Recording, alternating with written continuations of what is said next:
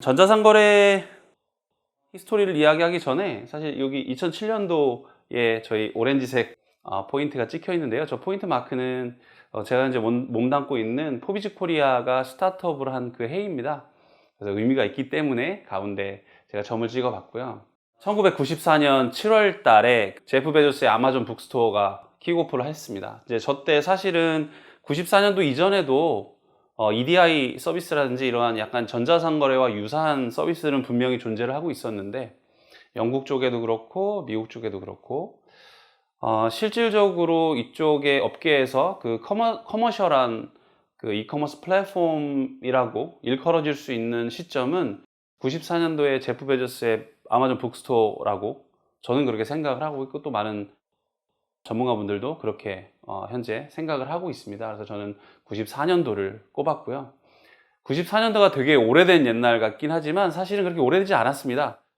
여러 그런 인더스트리를 보면 적어도 50년, 100년 이상 된 인더스트리가 많습니다. 근데 이커머스 플랫폼, 이커머스는 사실 94년도부터 시작됐다고 생각을 하면 지금까지 약 뭐 한 23년에서 24년 정도 짧은 역사를 가지고 있다고 해도 과언이 아닌데요.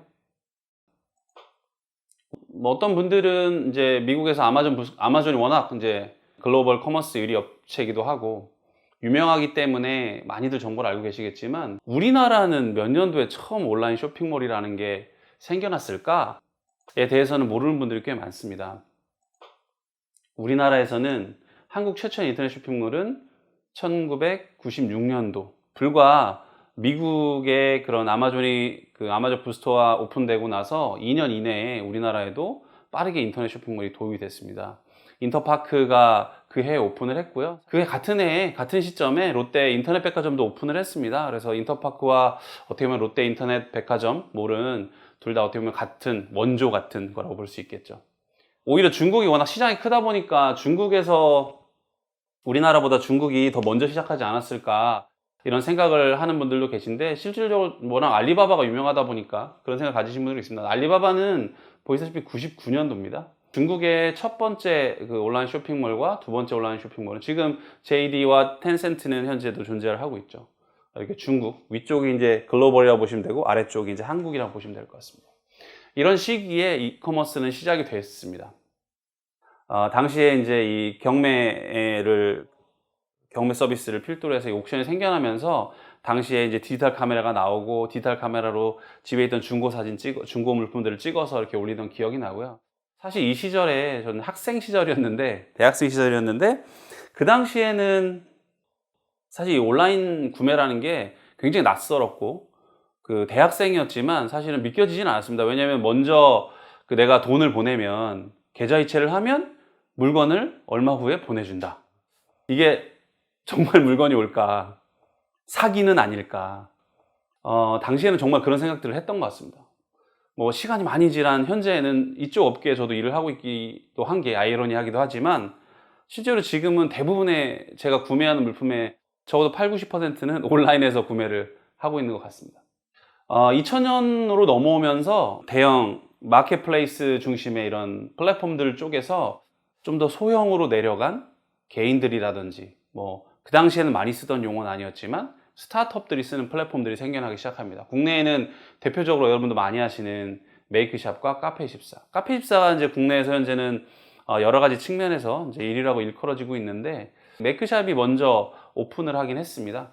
당시에 그 메이크샵이 오픈을 하고 카페24는 그 이후에 호스팅 회사로서 출발을 했지만 지금은 카페24가 현재 국내 EC 호스팅이라고 하는 이커머스 호스팅 시장에서는 현재 1위 업체이기도 하고요.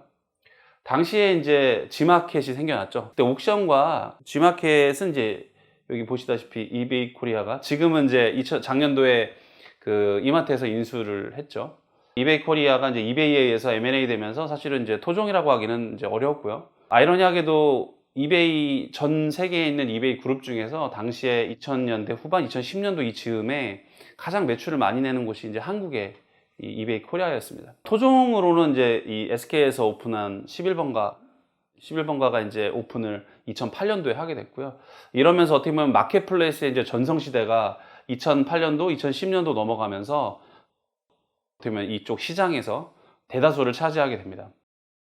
이러던 와중에 이커머스 플랫폼은 아니지만 당시에 소셜 커머스라고 하는, 지금은 이제 또 굉장히 공용이 되어 있는 쿠팡이 이때 나타나죠. 근데 당시에는 사실 이커머스 플랫폼이라고 하기에는 조금은 이질적이었던 것 같아요. 당시에는 어떻게 보면 티켓, 쿠폰 또는 어떤 식당을 방문하기 전에 미리 할인받는 쿠폰을 서비스 받는 이러한 이제 티몬 쿠팡 같은 서비스들이 당시에 생겨나게 됐고, 여전히도 뭐 티몬 쿠팡 잘 운영이 되고 있죠. 지금은 이제 성격들이 달라지긴 했지만. 그리고 제가 이렇게 좀 그 붉은색으로 표기를 했는데, 카카오톡이 이제 커뮤니케이션 서비스가 오픈되면서 더 확장해 나가면서 이런 생각을 내부에서 했고 고민했던 게 기억이 납니다. 뭐냐면, 모바일 커뮤니케이션 서비스가 나오니까 이커머스는 조금 변화가 있겠구나. 단순히 마켓플레이스 중심이 아니라 이렇게 마켓플레이스들 전성시대가 아니라 이제는 모바일로 조금 더 소단위의 그런 아이템들과 상품이, 프로덕트가 좀 더 고객들과 소통이 되고 좀 더 속도감 있게 또는 좀 더 쉽게 되지 않을까. 그래서 사실은 당시에 그런 기억이 납니다. 내부에서 워크샵을 저희 회사에서도 할 때 카카오톡을 어떻게 이커머스에 활용을 할까, 뭐 이런 고민들을 했던 게 지금도 기억이 나고요. 이 당시에 이제 이렇게 나오면서 어떻게 보면 한편으로는 되게 일찍 이게 커머스 플랫폼이 커뮤니케이션 플랫폼과 합쳐지면서 어떻게 보면 위기와 기회가 동시에 있겠다, 이랬던 이제 기억이 있습니다. 2012년도쯤 넘어오면서 이제 네이버는 그 검색 엔진 회사죠. 네이버는 뭐 우리나라에서 가장 어떻게 보면 IT 회사 중에 가장 대기업이고, 또 우리가 가장 잘 알고 있는, 흔히 저도 이제 네이버 검색을 워낙 많이 하니까, 당시에 이제 샤벤이라는 이름으로 네이버에서 이제 쇼핑 검색 서비스 또는 약간의 어떻게 보면 그 미니샵 같은 개념으로 소상공인들에게 제공해주는 그런 서비스가 나왔었습니다. 근데 이 당시에 그 이슈 호스팅 기업들이 이제 이 샤벤의 출몰에 굉장히 좀 민감했죠. 저희도 같은 그 유사한 업계였기 때문에. 왜냐하면 어떻게 보면 네이버가 이제 이런 서비스를 당시에 한다는 의미는 이렇게 쇼핑몰을 쉽고 빠르게 제작하는 이슈 호스팅 그 기업들 입장에서는 굉장히 좀 위기감이 있었던 건 사실입니다. 여러 가지 뭐 히스토리, 나중에 기회가 되면 제가 또 자세한 또 그 이야기들 한번 해보겠지만, 좀 빠르게 샵에는 접어진 서비스가 되었습니다, 당시에. 그리고 이제 2014년도쯤 돼서 이때 이제 그 이커머스에서 글로벌이란 말, 인터내셔널이라는 말들이 이제 많이 회자가 되기 시작했습니다. 왜냐하면 당시에 그 이 역직구라는 의미, 뭐 구매 대행, 뭐 이런 것들이, 이 용어들이 나오기 시작했는데, 기억하실지 모르겠지만 당시에 이제 그 별그대가 그 굉장히 드라마가 인기를 끌면서 당시에 이제 천송이 코트 기억나실 거예요. 그 코트를 중국 고객이 한국 쇼핑몰에서 사고 싶었지만 유저 익스피리언스가 굉장히 낮고 뭔가 해외 고객이 구매하기에 여러 가지 결제 프로세스가 이질적이고 등등등, 회원가입도 안 되고 뭐 이런 게 뉴스에도 나왔었고, 당시에 이제 대통령이 언급을 하면서 굉장히 이제 이렇게 그 미디어상에서 많이 이제 노출이 됐었는데요. 이런 글로벌에 대한 관심이 굉장히 커지던 시기였습니다. 아시다시피 알리바바가 99년도, 2000년대 마윈이 성장을 하게 되는데, 이 마윈의 알리바바가 상장을 하고 나서 매년 11월 달에 광군제라고 그 가장 쇼핑데이라고 하죠. 중국 쇼핑데이가 있습니다. 보시면 처음에 플랫폼 단 하루 매출이 912억 그 위안, 한국 돈으로 16조 원. 사실 이 당시만 해도 대단한 거죠. 이게 어떻게 보면 기존 종래에는 온라인이 생기기 전에는 백화점이나 큰 어떤 그 몰 중심의, 해외에도 그런 것들이 이제 어떻게 보면 커머스의 주류였는데, 아마 인류 역사상 이렇게 어느 단일 플랫폼, 그게 건물이든 온라인 쇼핑몰의 플랫폼이든 단일 플랫폼에서 단 하루에 원데이 세일즈가 이렇게 많은 숫자가 나온 건 아마 역사적이었을 거라고 생각을 합니다.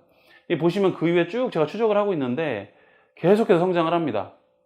16년도에 20조 원, 이제 한화로죠.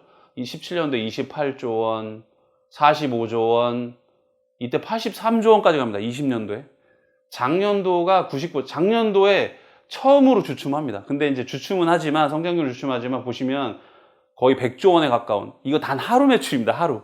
원데이 매출이 100조 원에 가깝습니다. 물론 그 하루에 결제가 이렇게 이루어진다는 건 어떻게 보면 상상하기는 어려워요. 왜냐하면 이 정도 매출이 나오려면 동시 클릭이 굉장히 많은데 어떻게 저걸 커버할 수 있을까? 라는 의문도 저도 이 업계에 있지만 많이 들었죠, 당시에. 근데 이 알리바바가 이제 알리바바도 클라우드를 굉장히 일찍 도입을 했고, 알리윈이라는 클라우드와 그 다음에 미리 그런 알리마마라는 또 마케팅 플랫폼, 마케팅 서비스를 활용해서 연초부터, 지금이죠. 이제 연으로 치면 지금부터 벌써 11월을 위한 모든 프로모션을 준비합니다. 그래서 많은 글로벌 브랜드 기업들이 이미 지금부터 11월 광군제를 위한 프로모션을 준비를 하고요.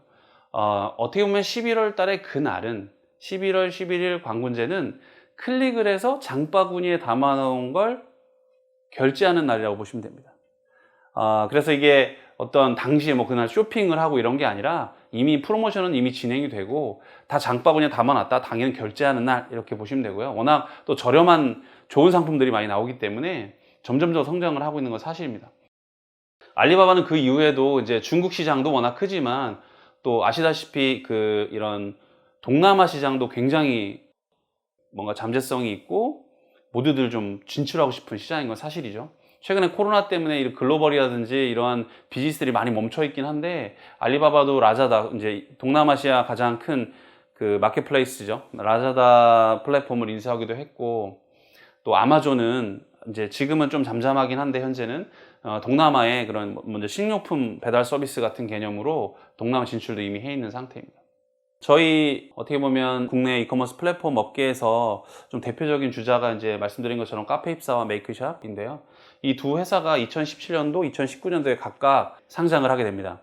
이런 2010년도를 지나오는 이 시절에 이커머스 플랫폼 회사, 쇼핑몰을 만들어주는 회사의 정체성은 뭐였냐면, 사실 IT 회사고 소프트웨어 회사인데 이게 유통하고 묶여 있다 보니까 쇼핑몰을 만든다? 이 의미는 홈페이지를 만든다 보다도 어떻게 보면 더 마이너한 느낌의 그런 이미지들이 있었던 거 사실이고요. 쇼핑몰을 만든다고 하면 뭐 쇼핑몰 만드는 거 그냥 만드는 거 아니야? 무료로 만들 수 있지 않을까? 이러한 의식들이 굉장히 지배하고 있던 시절이었죠. 그런 와중에 이제 국내 이런 카페입사라든지 메이크샵 같은 대표적인 서비스들이 상장까지 이제 이르를 수 있었다는 건 그만큼 이커머스 시장이 굉장히 급속도로 성장을 했다는 의미를 또 내포하고 있고, 또 한 가지는 국내에서 보이지 않았던 데이터들이 보이기 시작했던 의미를 가지고 있습니다. 그것은 무엇이냐면, 카페14의 EC 호스팅, 메이크샵의 EC 호스팅이 어떠한 수익 모델을 가지고 있고 어느 정도의 밸류에이션을 가지고 있는가에 대해서 많은 사람들이 의문을 가지고 있었거든요. 근데 이제 상장을 하면서 기업이 오픈되니 이커머스 플랫폼 회사들의 가치가 무엇이고 어떠한 밸류에이션을 가지고 있구나가 이제 시장에 나타나기 시작했고, 실질적인 숫자, 몇 개의 쇼핑몰 고객들이 매월 몇 개씩 생성이 되고 또 얼만큼의 그런 GMV를 가지고 있는가, 그래서 어떤 수익들을 내고 있고 어떻게 성장하고 있는가, 이런 것들이 이제 시장에 오픈을 되기 시작하는 의미를 가지고 있다고 봅니다. 그리고 2018년도에 이제 스마트 스토어, 아까 샵엔 말씀드렸고 이제 스토어팜이라는 서비스가 또 중간에 있었죠. 지금은 스마트 스토어입니다. 스마트 스토어는 지금은 어떻게 보면 SME라고 하기도 하고 이런 소상공인들한테 또는 브랜드사들한테 필수로 생성하는 플랫폼이 된 것 같아요. 근데 이 스마트 스토어는 개념상 이제 D2C라고 하는 자사몰 개념은 아니고, 어떻게 보면 마켓플레이스의 미니샵처럼 미니샵의 개념의 성향을 가지고 있는 게 사실입니다. 하지만 더 쉽고 빠르게 또는 신뢰도를 가지고 이커머스를 시작해 볼 수 있는 도구가 되었기 때문에, 또는 마케팅적으로도 빠르게 매출을 올릴 수 있는 그런 어떻게 보면 유용한 도구가 된 건 사실이고, 그런 의미에서 스마트 스토어가 굉장한 성장을 이루게 되죠.